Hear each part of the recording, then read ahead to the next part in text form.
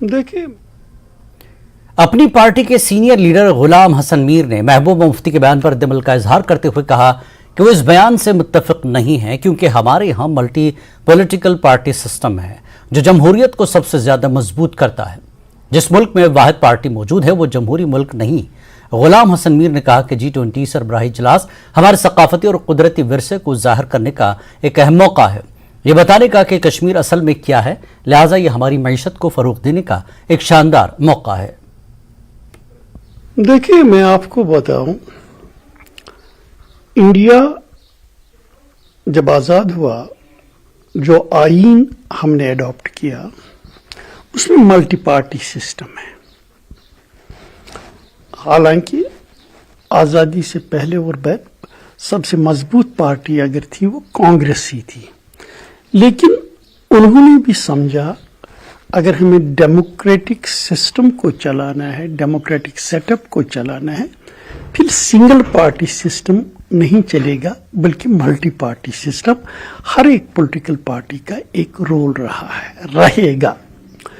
Single party system China में है, single party system Russia में है। आप देख रहे हैं वहां पर डेमोक्रेसी नहीं पनपती है। डेमोक्रेसी के लिए मल्टी पार्टी सिस्टम है और यही वजह है एक पार्टी का रूलिंग रोल होता है, दूसरी पार्टी का अपोजिशन का रोल होता है। हर एक पॉलिटिकल पार्टी के अपनी विचारधारा होती है, अपनी सोच होती है और वो अपने तरीके से मुल्क को चलाने की बात करती है, मुल्क को आगे बढ़ाती है।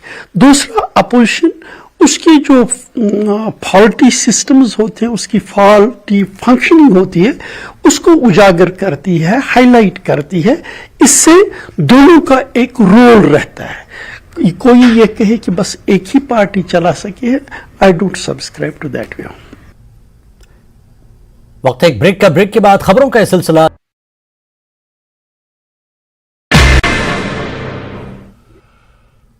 नमस्कार, आप देख रहे हैं धार भी रफ्तार भी, मैं हूं आपके साथ अबू हुरैरा। ये खबरों को देखते हैं फटाफट अंदाज में।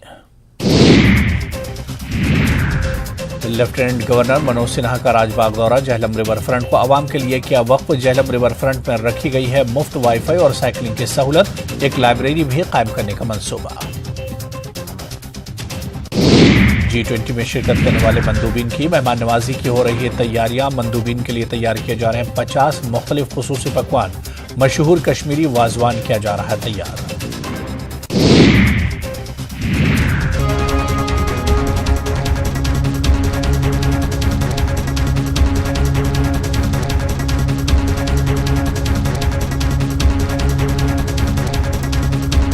बैद्यनाथ कब्ज हर, पुरानी कब्ज, एसिडिटी व अन्य पेट की परेशानी में उपयोगी।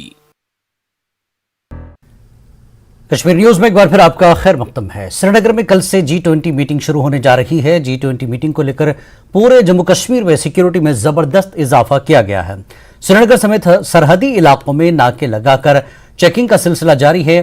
श्रीनगर में NSG कमांडो को तैनात किया गया है। वहीं डल झील में लगातार सिक्योरिटी फोर्सेस गश्त कर रही हैं। शहर के अहम सड़कों पर पुलिस और फौज की जानिब से हर आने जाने वाले की चेकिंग की जा रही है। G20 की तैयारियां आखिरी मराहिल में हैं। कश्मीर मेहमानों के इस्तकबाल और ज़ियाफत के लिए तैयार है।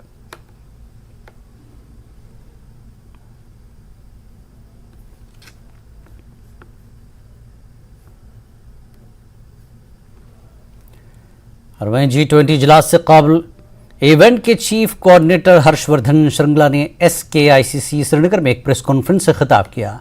उन्होंने कहा कि श्रीनगर एक बड़ी तब्दीली से गुजरा है।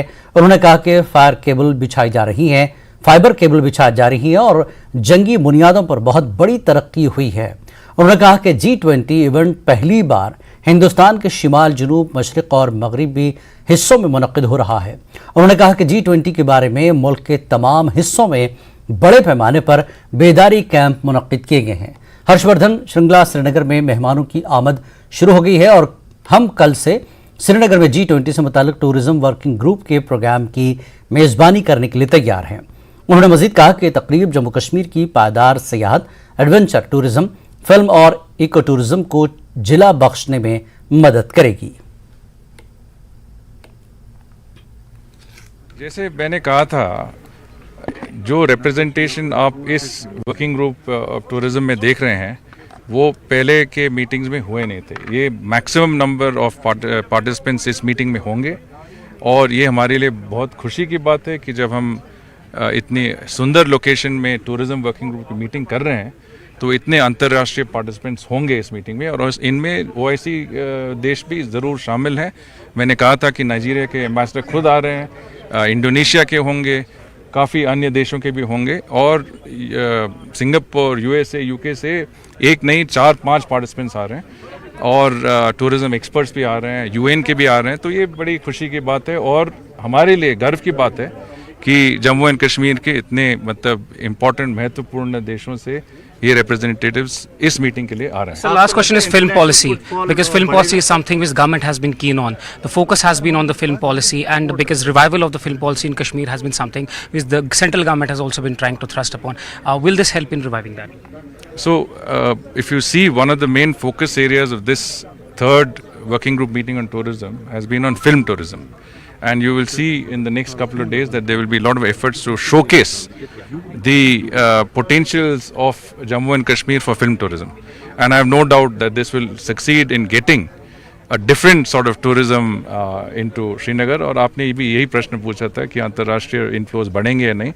तो adventure tourism, sustainable tourism, eco tourism, film tourism, ये सब लेते हुए मेरी तरफ से जो मैं देखता हूँ, मेरी पूरी यकीन है कि टूरिज्म, फॉरेन टूरिस्ट यहाँ पे इनकी संख्या बढ़ती जाएगी।